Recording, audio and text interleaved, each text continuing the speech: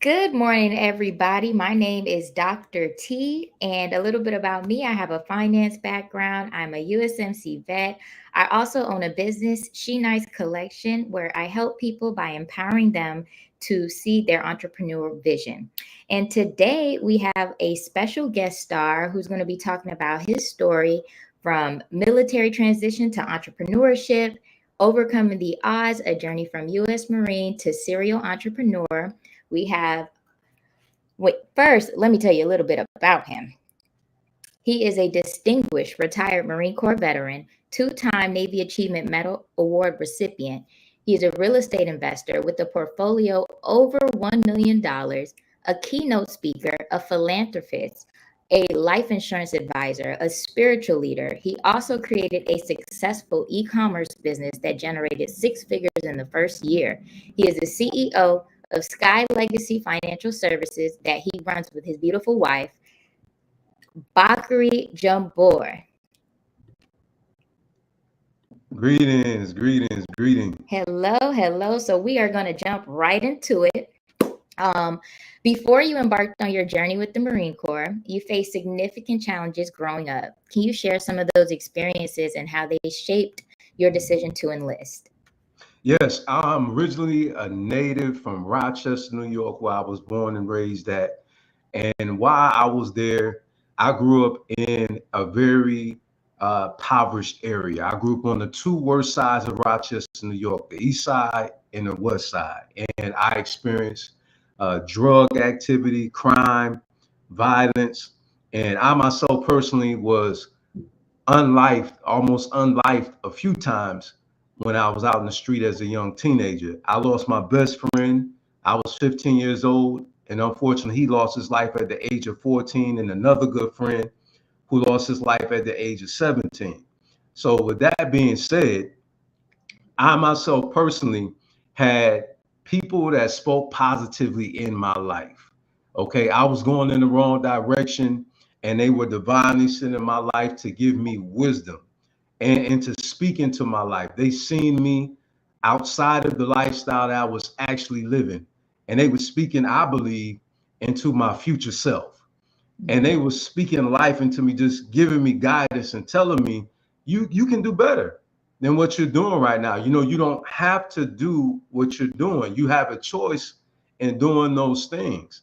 You know, and then they used the examples of what was going on around me. And, I came to the realization that, the streets, they call it the good life, but I didn't see anything that was good about it, right? Because there was a lot of bad that came out of those situations. You understand? I seen people crying. I felt the pain of losing good friends. I seen our community being destroyed. So I cannot see what was so good about it. So guess what I did? I made a sound decision to turn my life around and to go in the right direction so I could end up on the right path, so I could end up at the right destination in my life. And that's what I did. I made the choice to go into the United States Marine Corps, and I bettered myself. And I received a career that blessed me for the rest of my life. Yes. Well, Semper Fi, you joined the best. All right. We have we have Mosaic Inc. here, Leslie George. Good afternoon. We also have Karan here. She said, "Greetings, all. Hello. Thank We you for al- tuning in. we also have Lloyd here. He said he's tuned in. Thank you so much. And we have Amani here. Is that how you That's my pronounce it? wife. Yes. He said, peace, king and queen. Thank you so much for tuning Thank in. you for tuning in, sweetheart. Yes. So, right into our next question. What are some key lessons that you learned during service that have influenced your entrepreneurial journey? Some key lessons that I've learned that has influenced my entrepreneurial journey is discipline. Discipline. It is critical to being an entrepreneur. If you are not disciplined, you will not make it. So I've learned that, of course, leadership skills. I learned that because as a CEO, you are a leader, and you're the one that has to ensure that the vision and the dream is worked until it comes into fruition. And so as a leader, the leadership skills that I acquired while I was in, it helped me to be a person that knows how to manage people. Because one thing about it, when I became an NCO, is we have our NCO creed, and that was in that creed. It says for us to be an example to our Marines. Okay, so in order for me to do that, I had to execute, right? So what I learned is to be that example. Okay, to practice what I'm preaching. All right, and to make sure that those who are under my care will be well taken care of. So that's something that I definitely picked up. It has definitely helped me because it gave me the people skills that I needed. It taught me how to get inside the minds of those who I'm leading, so I can learn how to handle them appropriately. Because with leadership, it's not a one size fit all type of thing, and so that helped me to learn how to be able to deal with those who I am their mentor. Those who I actually lead. Showing them necessarily, because some people don't necessarily, pay for your service, but they follow you, right? So, it really taught me how to be very attentive about what I say and what I do, and to make sure that I'm being that example. Yes. Okay. What really stuck out with what you said was practice what you preach, because I feel like that is vital when you have people looking up to you. Because a lot of people, if it's like do as I say and not as I do, it's gonna cause some ruckus, because it's like, well, I see you doing this, but you're telling me to do this. So definitely practicing what you preach. Definitely. Next question: challenges faced during your transition from military service to civilian life. Were there any? And if you could kind of elaborate on that a little bit. Well, honestly, I really didn't have any challenges. And the reason being is because of preparation. One thing about being a veteran is that you learn how to be prepared. Yes. You understand? So I made sure that before I transitioned, that I set myself up so that it would be a smooth transition. So I didn't procrastinate. I already knew exactly what I was going to do. And what I did was ensure that I positioned myself for to be able to accomplish what I desired to do. And I did that. And so when I retired, I have to admit, I don't have a horror story, about retiring. I have a glory story, because I believe that when you plan far out, and you take the appropriate steps that you need to take, then there's no need to fear. And so I had nothing to worry about, because I already had a job before I even retired. Because I went to the job fair, I found out what it was, I did my interview, I got hired. Hey, and I was ready to rock and roll once I retired. All right, that's some sound advice to the veterans out there. Make sure that you're prepared before you transition. That's right. And our civilian listeners. Yes. How did you identify opportunities and navigate the uncertainties of starting a new career? Well, being able to identify the opportunity is when you can recognize what one is. So first we got to recognize, well, what is this opportunity? Is it something that's beneficial to me, that's in alignment with what I'm trying to accomplish? Because some things are presented to you and it actually will detour you, from what you're actually trying to accomplish. So I believe first we got to look at what is an opportunity really.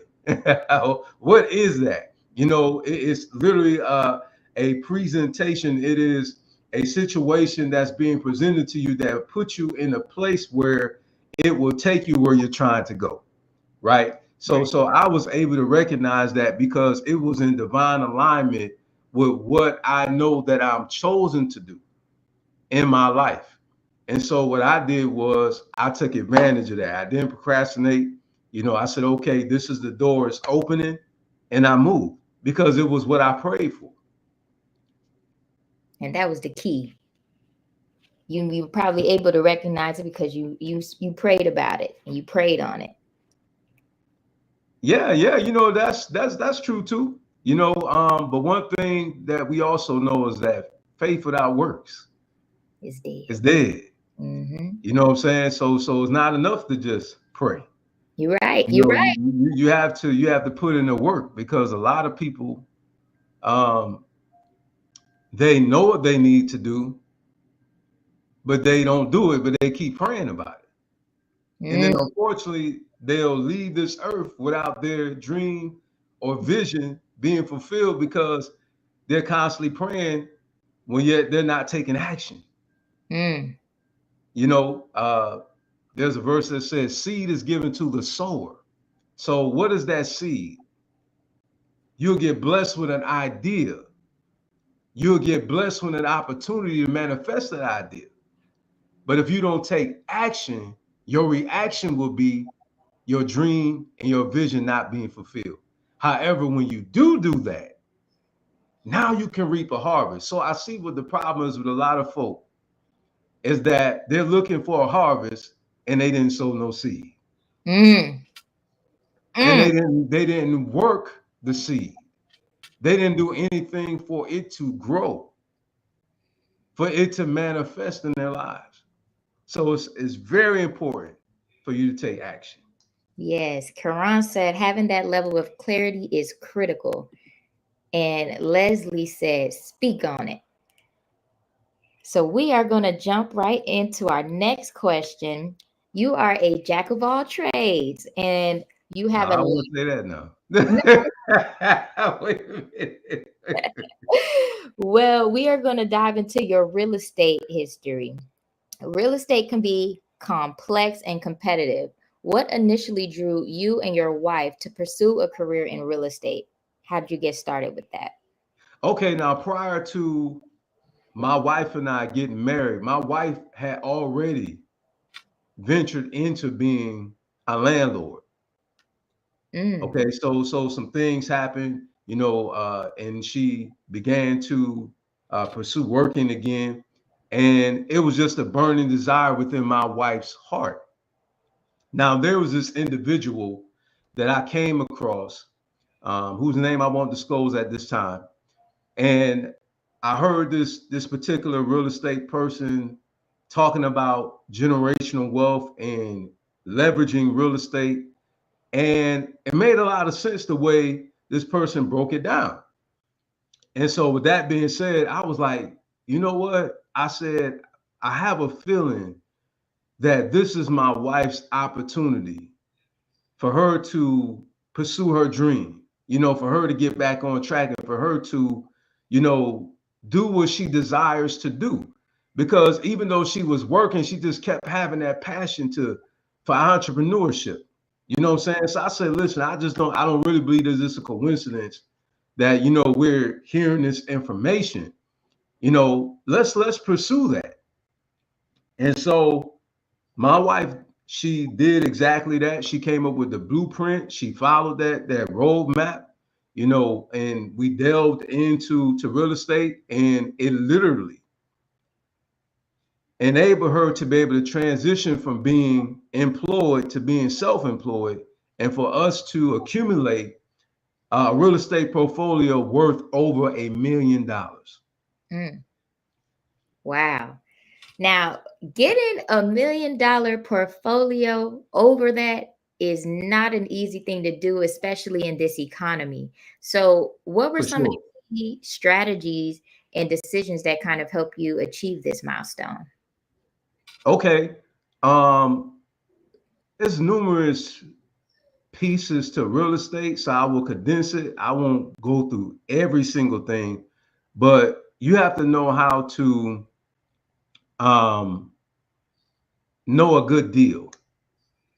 Okay, you have to know how to look at comps, and that is, look at the area and see what are these properties going for. You got to pay attention to the location of the property, right? Because if you want to generate a certain amount of income, and not only that, you want to deal with people of a certain caliber, then you have to pay attention to the placement of that property. You have to look at that, you know. And so, it was us learning how to recognize a good deal. First, we had to learn that. Right. Then we had to learn the financial piece about things. Okay, how do we fund these deals? Okay, and fortunately, my wife, with her wise um, self, she leveraged, some investment accounts that she had. We actually, to be frank with you, we bought our properties free and clear when we first started. Wow. Okay, but we recognize that when you don't understand funding, you will exhaust your own personal funds. So we Mm. had learned about business lines of credit. We had learned about various products that you can use, financial products such as like DSCR loans, where you could get a loan to value for that property. And then, you won't have to come out of your pocket with so much, when you're dealing with the real estate side of the house.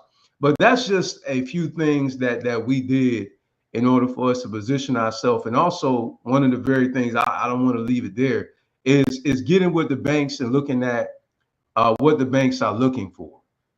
Because I think that a lot of people get denied because they don't have an awareness of what the bank is actually looking for. So my wife did a common sense thing. She just simply called the bank. Hey, you know, what do we need to do in order for us to qualify for this loan?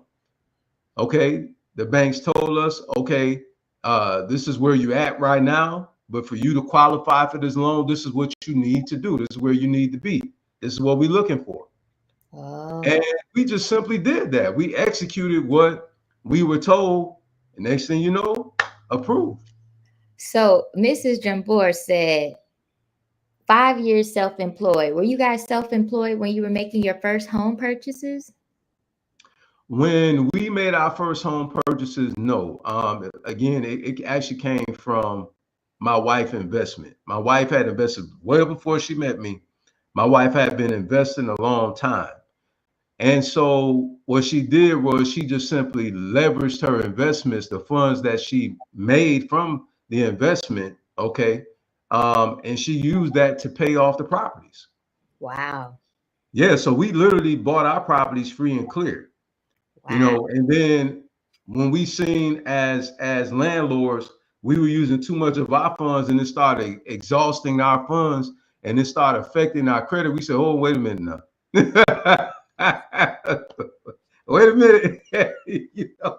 No, this is not the way to go. And so we listened to some individuals that we consider to be mentors that are more savvy than us, that are veterans, if you will, in the real estate investment industry. And this is where mentorship comes in at. So I highly encourage those of you who don't have a mentor, please get a mentor. Okay. Because that's what helped us get to the next level. Okay. Whether or not they mentor you directly, like one-on-one, I think people misconstrue that. Someone can mentor you through their literature.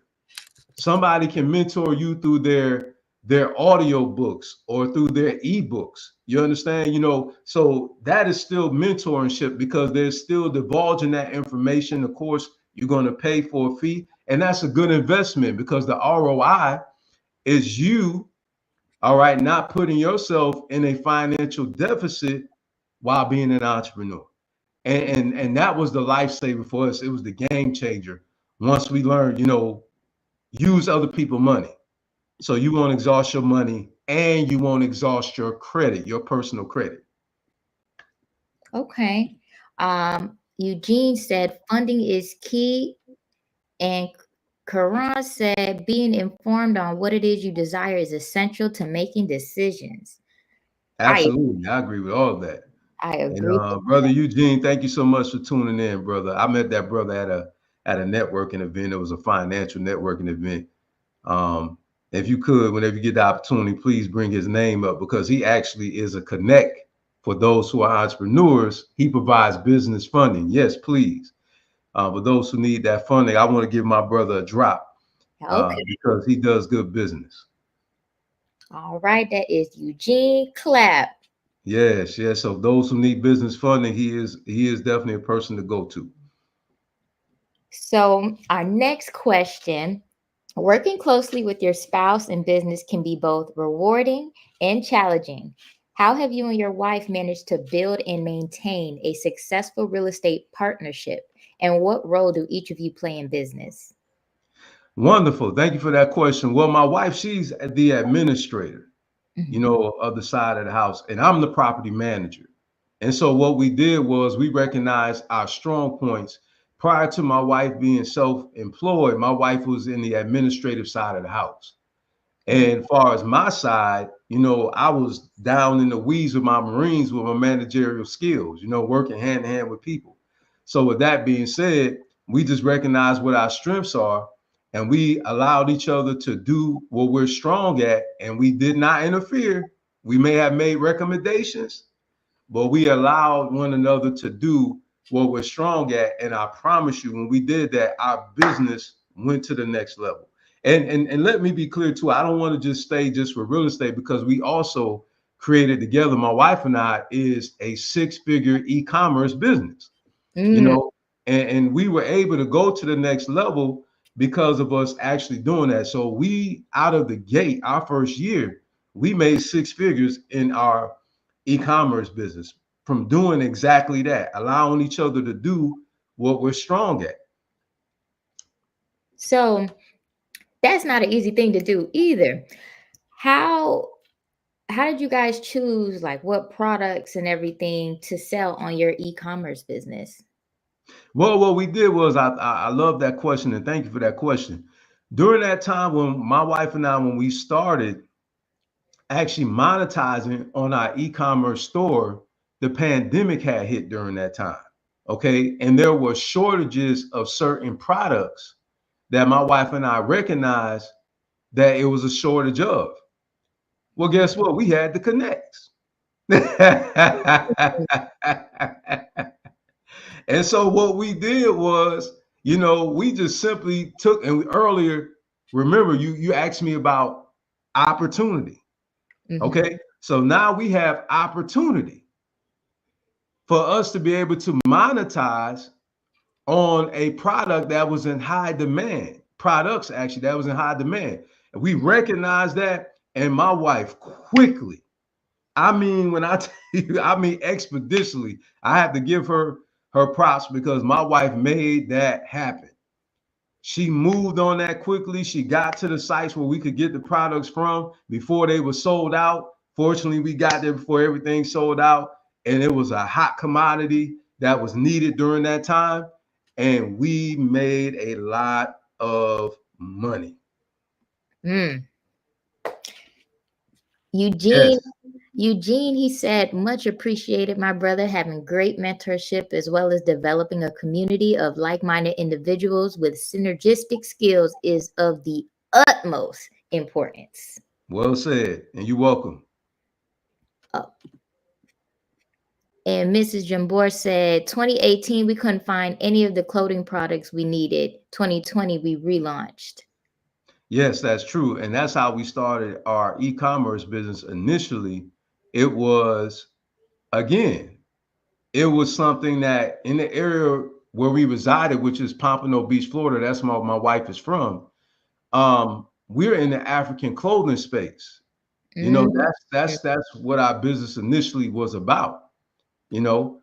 And so we seen that there wasn't any African fashion stores that were in that particular location. So Mhm. well, because we were looking for them, and so we was like, well, there's no store, literally not one in the city. So that's exactly how we started out. We started out with our store at Kebelon Lifestyle LLC. We started out with that as initially it was a men's fashion. African fashion clothing store. Then we added women's clothes. Then women started asking for certain items. And us as entrepreneurs, we must pay attention to our customers because literally our customers actually help us to grow our store because it was things that they were looking for and asking about.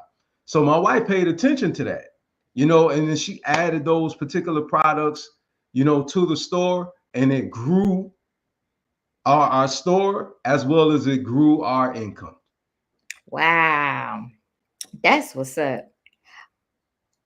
I have another question. For those looking to start their own real estate journey, what Mhm. advice would you give based on your experiences? And are there any pitfalls to avoid and opportunities to seize? Absolutely. It's always going to go back to mentorship. I highly recommend that you contact us. Please contact me because I know that I'm not going to lie to you. I can't really speak for other people like that. But I can definitely speak for my wife and I. Contact us. We will set up a 30-minute free call. And if you have any questions, you can ask us because I mean we have been through the traditional loans, we have been through the refi. We have fixed up properties. We have sold the properties. So we can definitely help you with that. But our thing is actually having that proper guidance because I'm gonna be honest with you. One of the individuals we used to listen to, that person didn't really share the information that we needed to know as it relates to the financial side of the house. You understand? So, it's important when you go into real estate, you want to make sure you have a good property, you want to make sure you have a good tenant, and you want to make sure you have some money. I am telling you, if you have those things along with that knowledge, then you'll knock the real estate industry out of the park. Mm. Um, your wife, she said, we did international trade with Africa. Wow. We employed tailors and craftsmen. That's a fact. That's Karan, a fact. We partner with a good friend of ours who it's a family-owned business, clothing line. In fact, it was my mentor that we actually went into business with. And his cousin is the one who tailored the clothes. And so we started doing business with one another. And the clothing came directly from Ghana. That's what we had loved. We had networked on the continent, and we was making money together as a family. And so it was truly a blessing. It was definitely a beautiful experience. is the shop still up? Oh yeah. Okay. Absolutely. Matter of fact, here I put the website in the chat, private chat, and you can post it up. Okay. Yes, because I'm interested. Karan says, shout out to the Florida natives. Shout out to us. 954 all day. Yeah, my wife, I know they say Georgia peach, but I like to call y'all the Florida peaches. Yeah, Yes. yeah, yeah, yeah. My wife is a Florida peach. Yeah. Eugene said, for the business owners and commercial real estate developers and investors who are looking for funding, here is his information right here. Yes. And see, networking. Networking is another thing. I mean, I met this brother through networking. Him and I literally was sitting on the same platform. We was at the Black Business Expo in South Florida at Dania Beach, Florida, and it was the Dakota Center. And by the way, that was an invite only facility. Okay, so it was that high class. Wait, what center was it? The Dakota Center. It's actually an acronym. Now, don't ask me what the acronym means, but it's called the Dakota Center. And that's where my wife and I met Brother Eugene at, and very knowledgeable man, very, very knowledgeable man. Been in the financial industry for numerous years. Definitely somebody who you want to consult. And that's why I actually gave him a shout out because when I listened to him, he definitely know what he's talking about because of our experience. So we know he knows what he's talking about. Right. He definitely knows what he's talking about. We are going to dive into your spiritual leadership. Can you share a bit about your spiritual journey and what led you to embrace the role of a spiritual leader? And how has your faith guided you through the challenges in your personal and professional life? Thank you for that question. It was me actually studying, me doing my own research and coming into the knowledge of this information that was shared with me myself. Unfortunately, I was following after a lot of things, as most of us do, by what somebody else said. And because it came from a trusted source, like my elders in my family, okay, of course, you don't really question that because, okay, well, my elders will never lie to me. Of course, not intentionally for those who love you, right? So I did my own research about certain things, and I come to find that some things that were taught to me wasn't true. Okay, and I'm the type of person that I have no problem with relinquishing lies. Okay, and that's what I did. And so I recognized that it was a personal relationship between me and the Creator. Man is elevated too much, to be honest with you. People worship their leadership in church. They worship their apostle. They worship their bishop. They worship their pastors. They worship their elders. They worship, you know, everyone other than the one who they should be worshiping. And it's their supreme creator. It's the most high. In our tongue, the Yoruba tongue, Ola Damare. And my Mindi tongue, Ngewu, which is the creator of all things. Some of you know in the Eurasian tongue as God. Okay. And I believe that man uh wants the glory of God. Man really wants to be in control. And that's the problem with human beings. Man wants the attention. Right. And man, what I've recognized has taken the glory away from from those you who know and the tongue that you know it as God. Okay. And I said, no, no, no, no, no, no. I will not worship the creation. I will only worship the creator. And that's the point that I had gotten to in my life, to where I could no longer allow man to deceive me with their opinions, with information that they couldn't even prove, and things of this nature. And so I recognize a lot of these things were just man-made, but yet they stamped it with the name of God, and I had a problem with that. So me, myself personally, I said, no, no, no, no, no. I will only worship the one who created me. And when I did that, that's when my life had changed. And that's when I truly became free. And there's a lot of people that's in bondage right now to what man says. Like, I have a problem with teachings like women can't speak, and things of that nature, oppressing women. And, it was just all these man-made things that they said, God told them. And I said, no, no, no, no, no. That's your emotion. That's your feelings. You know what I'm saying? Women are chosen and ordained of our creator. Their mothers, their grandmothers, their aunties, they're full of wisdom. In fact, it was my wife that helped me to become the man that I am today. Wow. So I know, and it was the women in my family, my grandmother, my mother, my aunties, my elders, that helped me to be shaped into the man that I am today. This man of greatness I am today is due to the wisdom of our women. Wow. So with that being said, I have to live by wisdom, and I can't live by opinion. That's powerful. That is powerful.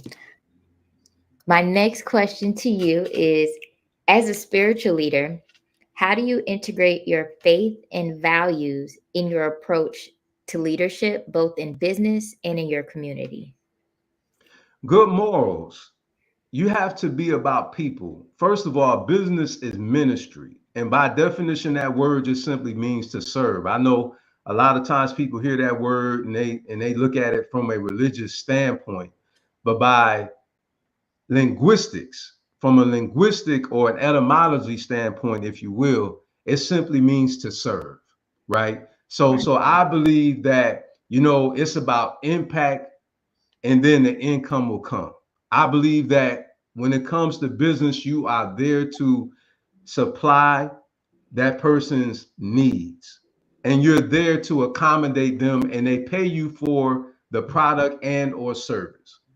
And I believe that when a person exchanges currency for goods or currency for a service, that they rate that And that comes from having good morals.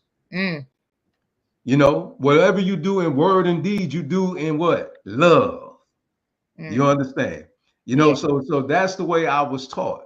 Is to serve in love. And so that is the ingredients, if you will, that is the mix in my life that helps me to be the leader I am today. Okay. Well, amen to that. What advice do you offer to those who look up to you for spiritual guidance, especially when they're faced with difficult decisions or moments of doubt? Pray.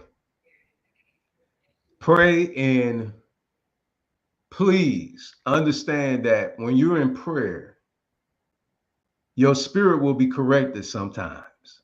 Mm, And what happens to a lot of folk is that they get correction. Oh no, that's not God, because it's painful. But what I began to recognize is that you're not going to always hear what you want to hear, but it's what you need to hear in order for you to make those necessary adjustments in your life to get you to where you need to be at in life. mm. And prayer will show you where you're not, where you are, and where you need to be. Okay. All right now. How do you balance the responsibilities of being a spiritual leader with your other roles as an entrepreneur, a keynote speaker, a philanthropist? And how do these roles also complement each other? I love that question. And the root word of what you said earlier, the word you use is spiritual leader. And in that word, spiritual, the root word, as we learned in English, is spirit in English class. That root word is spirit. Mhm. So, spirit is dealing with the consciousness of man. So, what I began to recognize is that we live the way that we think. It's all about the psyche, the mind, Mm, when it comes to being a spiritual leader and when it comes to being an entrepreneur, because you have to study the way people think. Anybody knows anything about marketing knows that it's a psychology to marketing. That's why they tell you to use certain colors. mhm. You know that yourself, being a content creator in the content creation space yourself, that you know you're dealing with the psyche of a person. So it's important to learn people. People is the lifeline of business. And I have to say this, and I know you probably heard this in a different way, but it says, without the vision, the people perish. But here's what I say: without the people, the vision and the dream will perish. Let me prove it. Without a singer, without a listener for the singer, where would the singer be? Without a reader, where would the author be? Mm. So, with that being said, people is the heartbeat of business. So it's imperative that you make sure that you put the people first. Okay. All right. In what ways has your spiritual belief system influenced your definition of success? And how do you measure success beyond financial achievements? Well, faith. You cannot be an entrepreneur without faith, That's true. because if you don't believe in yourself, then you will never pursue what it is that will bring the blessings into your life by you executing. So you have to have faith, you know, and if you're a person don't have the confidence, then again, you won't ever even create it because you don't believe that it will work. So faith plays a critical role in being an entrepreneur because you have to believe. And if you don't believe, then you will never execute. And if you don't execute, then how can you ever live off of the money from a business that you never created? Mm. You saying something. You saying something. And what was the other part of that question again, please? The other part was, how do you measure success beyond financial achievements? How do I measure success beyond financial achievement? Goes back to my spiritual life. What profit if a person to gain the whole world and lose their soul? And Oof. what can a man or woman give in exchange for their soul? Oof. Money is the answer to all things. Things. So it's not the answer to your spiritual problem, it's only the answer to your natural problems, where money is a factor. So it's important to be able to have that balance in your life, to understand that money, if it brought everybody peace, then why is it that some individuals that's rich utilize substances to handle their problems? Hello. Or why is it that some of them unlife themselves that are wealthy? So if money was the answer to everything, including spiritual things, then again, I go back to my original question. So that lets me know that it's critical for us to have balance. Focus on being spiritually wealthy, meaning that you have a sound mind, because we live the way that we think. When your mind is out of control, then your life is out of control. I'm going to prove it to you. If you believe that you can't do it, then you will never pursue it. That's true.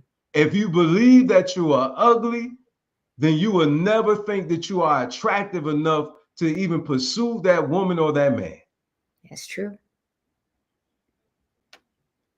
And it's all derived from thoughts. It's true. Thoughts are powerful. And that's why you got to be careful with what you say as well, because thoughts can turn into words. And the power of the tongue, you have life and death in the power of the tongue. I love that, because I was just getting ready to venture there. Faith comes by hearing, but so does doubt. Faith comes by hearing, so does doubt. Let me prove it to you. How many adults and children today have a negative view about themselves because of what was told to them? What was repeatedly spoken into them? You're dumb, you're stupid, you're ugly.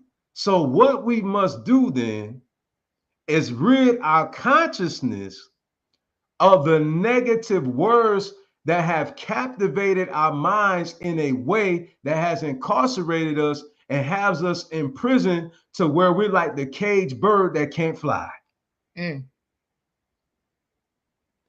Once we free our mind, then we could begin to soar and began to fly and began to elevate and become that person of greatness that we have all been ordained to be.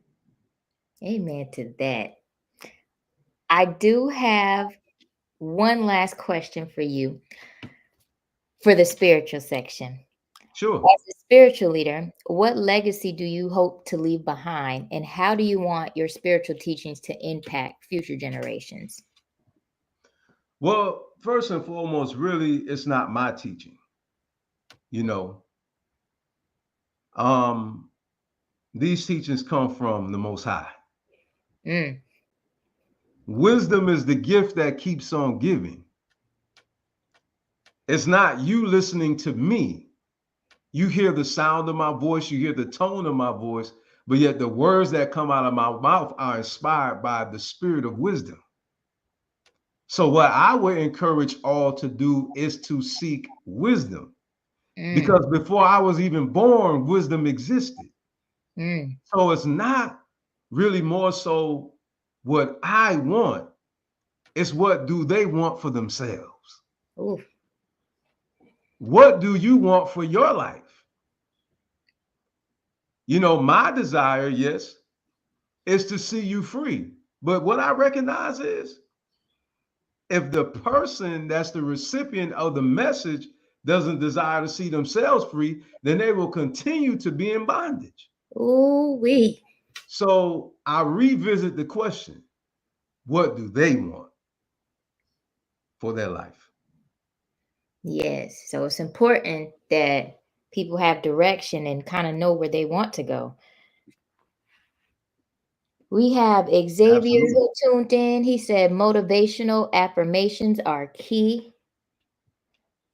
And that's so true because affirmations program your mind. This is about programming. The way we view ourselves is programming, whether it's positive or negative. When a father calls his daughter beautiful, and when a father is a man of chivalry, and he treats his daughter like royalty, from the time of her being an adolescent into her adult life, that daughter only knows what has been instilled in her, that she should be treated as royalty. Mm, So affirmations is a programming of the mind that instills in you a belief. And whatsoever the thing is that you're affirming, if you're saying, I am beautiful, I am successful, I am more than enough. See, I don't believe in this. I'm a worm. I'm the scum of the earth. I'm not worthy. So my question is then, for those of you who say this, then why should you get blessed then? mm, If you're not worthy, why should you get blessed then?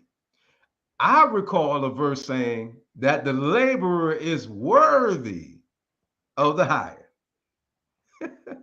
So if you're putting in the work, you shall eat the fruit of your labor. So if you're putting in the work, then my question for you is, my friend, how is it that you're not worthy? Are you not worthy of the paycheck that hits your bank account on the 1st and 15th? Maybe some of you might not be, because y'all be talking while you on the job more than you be working. Anyway. But nevertheless, you know, in all seriousness, you are worth your paycheck. You're worthy of it because you put in the work for it. So stop saying that you're not worthy. right. You know that you have done what you needed to do, because even the scripture tell you reap what you sow. So therefore you are worthy of you eating the fruit, because you did what you needed to do for you to reap it. And the same happens for negative things as well. When you put negative energy into the world and you do harm or you harm someone, you reap what you sow with that as well. That is so true. That is so true. Mrs. Jambora said, you are where you are today because of what you said yesterday. She also said, be careful of the songs you sing. These are also words that are coming out of your mouth. Ooh. That's the truth. That's the truth, because it's one affirmation that a lot of people say, and I help people to rid themselves of it. And it goes like this: this is going to be my best year ever, my best month ever, my best week ever, my best day ever. Not recognizing that what you have done is literally spoken into existence a limitation on your blessings, because now you have limited it to a year, month, week, and day, because you said ever. So that means that from this year, this month, this week, this day forward, it will not be greater than your now. Mm. Wow. You understand? So we have to be careful of, even like my wife said, what we come into agreement with. Mm. We do that a lot, even in church. Amen. That's right. But folk be saying stuff that's totally off.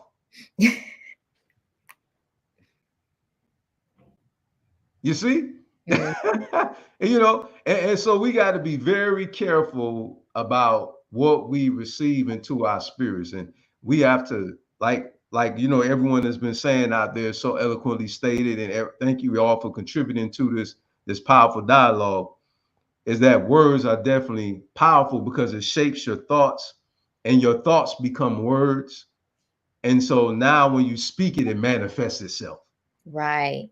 So, you just have to be careful about your thoughts because you speak what you think, and then what you speak is what you obtain. Mm. Well, Eugene, he said that's a word right there. And we have a question from Xavier. He says, what happens when you realize the direction you planned for yourself becomes out of line with what you want? With what you now want. Well, you pretty much you follow that. You understand you have to follow that because you did not, like you said, it was what you used to want.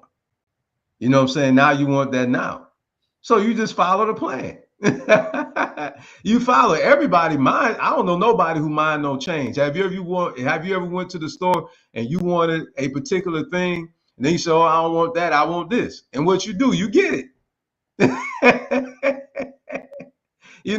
You go forward with it. So, hey, just move on, man. Move on with it. It's something that I wanted to touch on because what that provoked in my mind was sometimes there's things that we say we want, then when we get it, we don't want it. It's true. It's true. Huh? It's true. So we find out sometimes when we get things, we don't want things that we get, because now we've experienced it and it wasn't all that. That's even like relationships. Oh, you just thought it was gonna be peaches and cream when you got with that man. Oh, you thought it was gonna be peaches and cream when you got with that woman. But once you got with them, hell broke loose. And it wasn't so heavenly no more, were they? You understand. I was listening to a young lady. Her name is Dr. Cheyenne Brown, and she spoke about that. And she said, this is why you kind of got to make sure that you're hyper focused on yourself, your vision, and your purpose for your life. Because sometimes when you're looking at others, you might feel like, I want that. And then now you're striving to get something that wasn't destined for you. Exactly. But then when you get it, it comes with something completely different. Ooh, Nothing you expect. And remember, you asked for it. You asked for it. That's what you wanted. You got exactly what you asked for. You had your eyes on somebody else's destiny.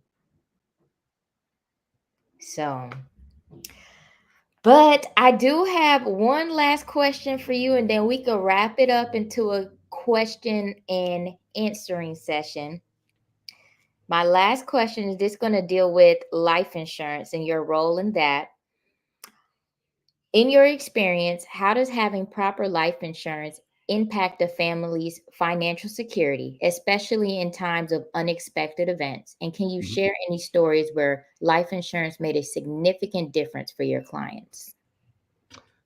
Thank you so much for that question. Life insurance within itself is not enough. And let me be clear about that. Being a financial advisor, I know that it's more to it than having a policy.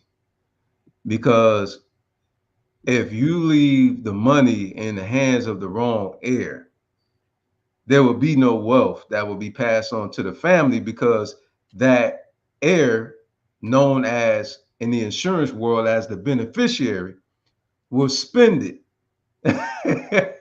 you understand, so it's very important that you be wise in your selection. You need to be very selective in regards to who you leave that money to, and don't just leave it to that person because, well, that's my daughter or that's my son.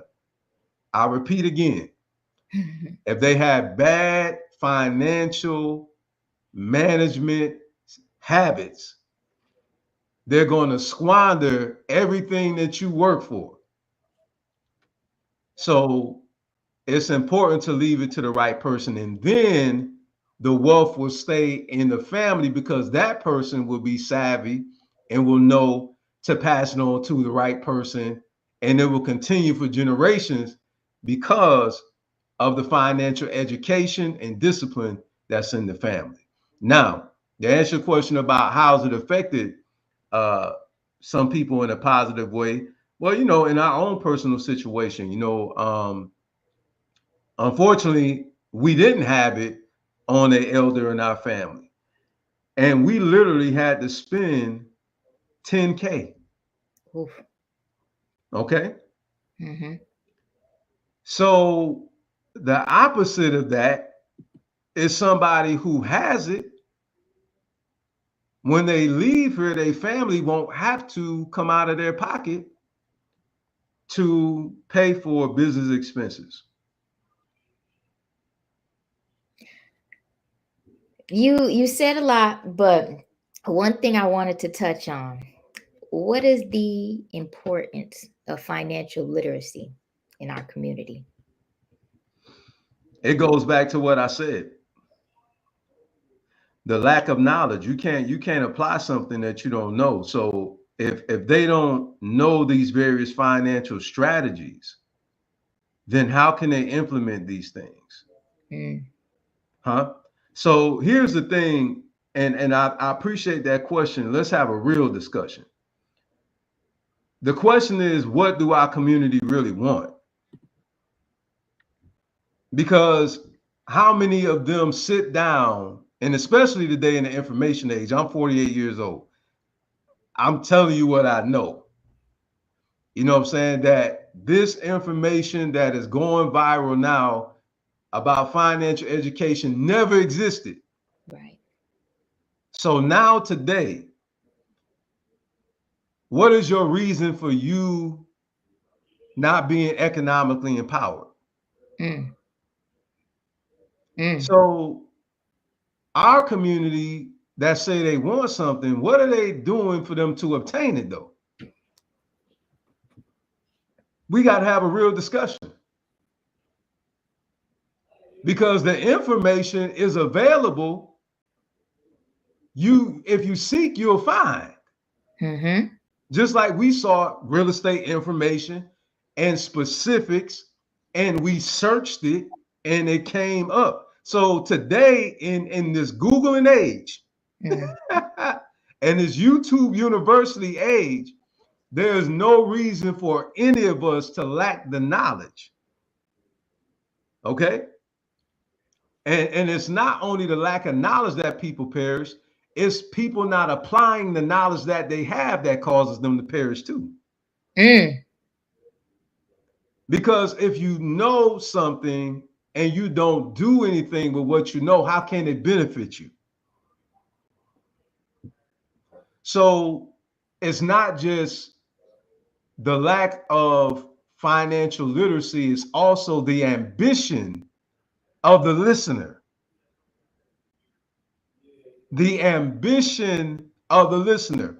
In other words, are they hungry for success to where they're going to go after success? So a lot of times in our community, people complain, but you know what the truth is? They got a sense of entitlement. Uh-oh. They want everybody to come give them something. Uh-oh. You might hurt some feelings with that one. Well, if the truth first, say ouch, because I'm gonna tell it the way it is. Amen. They sit there with this sense of entitlement. Okay, mommy and daddy. Okay, brother and sister. Okay, you're my family. Should we help each other? Yes. But I don't believe that you help somebody to their hurt. And some of us misconstrue that. And people try to play reverse psychology. Oh, you really don't care about. No, no, no, no. You don't really care about yourself because I've taught you. I got classes out there on YouTube. I got classes on my personal page. Okay. And you do not indulge yourself in the information that's going to empower you. You wanted the easy way. You just want me to come hand it to you. Right. You'll never learn And, nothing from the easy route. and that's what a lot of our people problem is. We have a sense of entitlement. Well, you rich. Well, you should help me out. Well, you should help yourself out. Yeah. What about that truth? Because if a man don't work, they don't eat. You try not going to your job and look for a paycheck and see how them folk gonna look at you. In fact, Don't show up to that job and see how long you have one. So my question is, at what point is our people going to take a sense of responsibility for themselves? Because a lot of them look up to wealthy people in our community as their saviors. And the truth is, wealthy people is not the savior. The only thing our people can do is save themselves. Because guess what? At the end of the day, you can have the best governor, you can have the best senator, you can have the best mayor, you can have the best commissioner, but at the end of the day, guess what? None of them are going to get up and go to work for you. Do I need to say that again? I heard you the first time. Do I need to say that again? You can have the best president, you can have all these politicians in the right place, but at the end of the day, folk is still responsible for taking care of themselves. Amen. Hello. You have to put in the work for things to work in your life.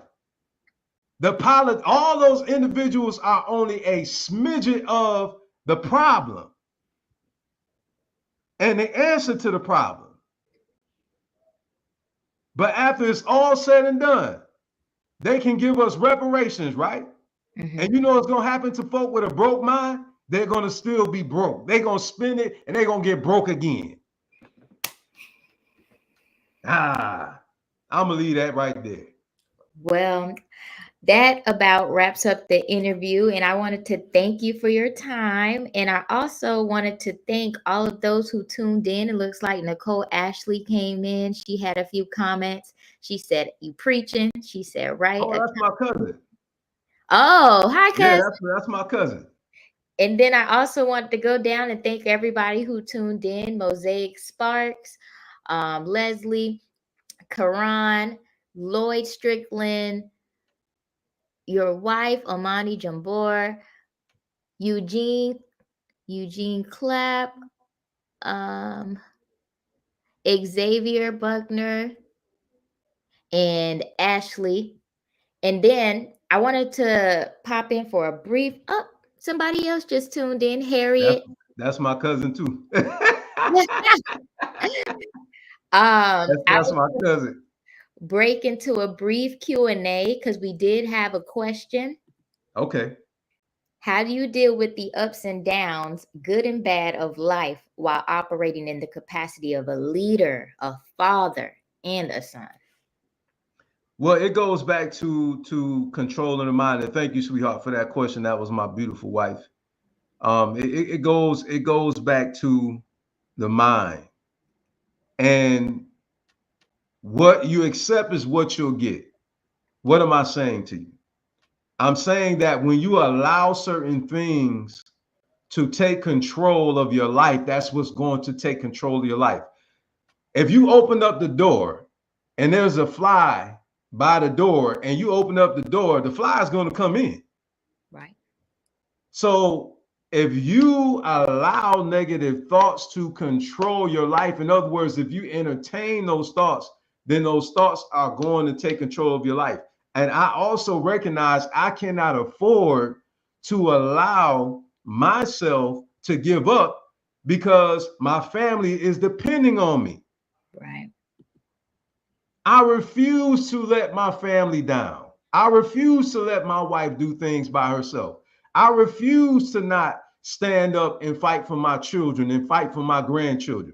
I refuse to do that because if I give up, then what I have done is I have allowed that force, that negative force, to come in and to take over my life as well as my family life. And I refuse to let that happen. Not on my watch, as we would say in the Marine Corps. I love that.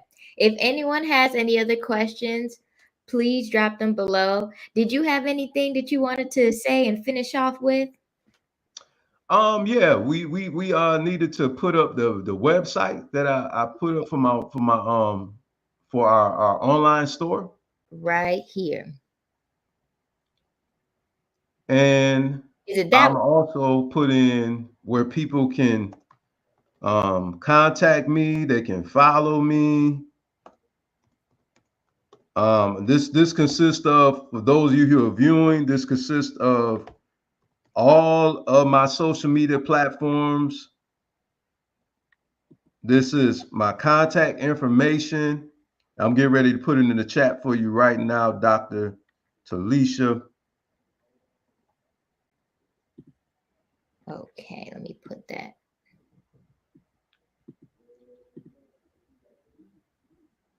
And that's our retail store. So please go visit it, ladies. We got some things for you. We got health and beauty products for you guys. All right, and here is your actual sign. Yes, and that's my digital business card, family. So again, that consists of all of my contact information, all of my social media platforms, LinkedIn, Facebook, Instagram. Just with one click on that link right there, you can find all of my information. If you want to set up an appointment, you can also use that same link, that same website, and there it has my phone contact information and my email information, whichever you prefer. Please feel free to contact me from the hours of 9 a.m. to 7 p.m. Eastern Standard Time, Monday through Thursday and Sunday. Again, Monday through Thursday and Sunday, because Friday and Saturday is date weekend. That's my queen and I time for us to continue our bond and our relationship and keep that fire burning. Yeah.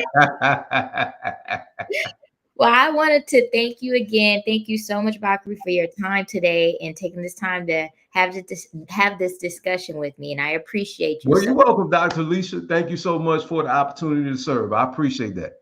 Yes. Well, you have a good one. And thank you, everyone, for tuning in. You too. All right.